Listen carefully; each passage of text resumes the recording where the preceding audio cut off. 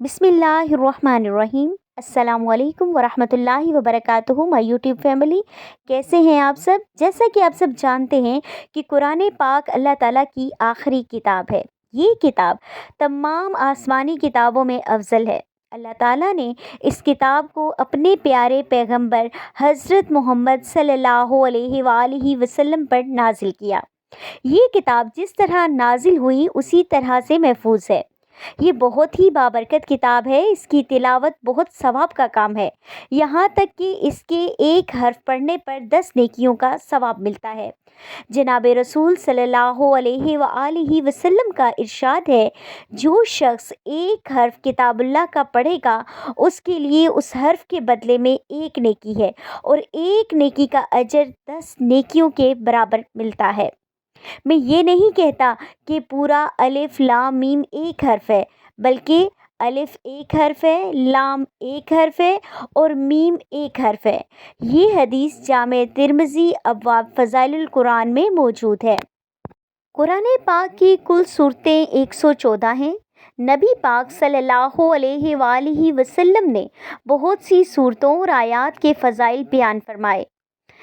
ان صورتوں میں سے سورہ یاسین کو اللہ تعالیٰ نے قرآن مجید کا دل فرمایا ہے، کیونکہ اس صورت میں اسلام کے بنیادی عقائد، توحید و رسالت اور آخرت کو بڑے فصیح و بلیغ اور جامع انداز میں بیان فرمایا گیا ہے۔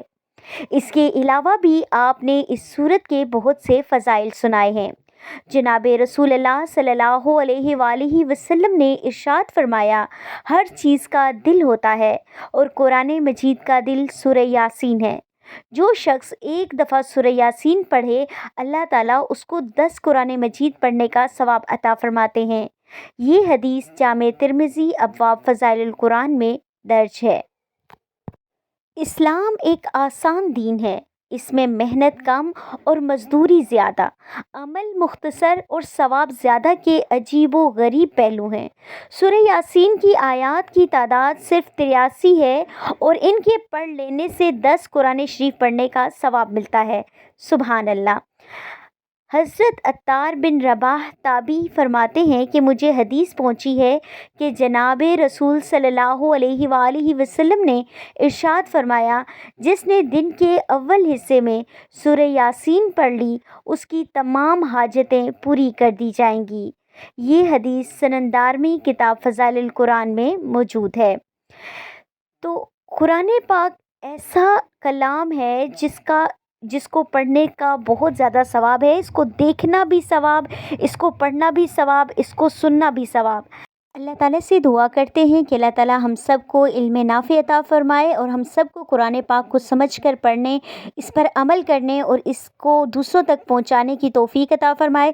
اس طرح کی مزید ویڈیوز کو دیکھنے کے لیے ہمارے چینل کو سبسکرائب کریں، لائک کریں، شیئر کریں اور زیادہ سے زیادہ لوگوں کو شیئر کریں تاکہ زیادہ سے زیادہ لوگ اس سے فائدہ اٹھا سکیں۔ وآخر دعوانا ان الحمد للہ رب العالمین۔ السلام علیکم ورحمۃ اللہ وبرکاتہ۔ خوش رہیں، خوشیاں بانٹیں۔